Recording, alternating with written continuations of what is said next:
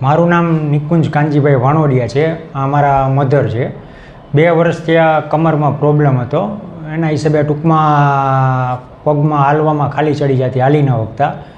એટલે અમે અલગ અલગ ડૉક્ટરને બતાવ્યું. પછી અહીંયા સાહેબા અમને શિવ હોસ્પિટલનો રેફરન્સ આપ્યો અને અમે નિધિ સરને મળ્યા. એટલે સાહેબે એવું સજેસ્ટ કરેલું કે ઓપરેશન આવશે.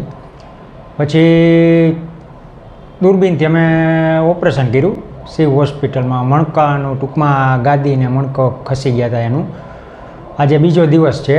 રિઝલ્ટ બહુ સારું છે. હાલવામાં તકલીફ નથી અને હજી પગમાં ખાલી નથી ચડતી અને સારું રિઝલ્ટ મળેલું છે. શિવ હોસ્પિટલમાં અમને રિસ્પોન્સ સારો મળેલો છે.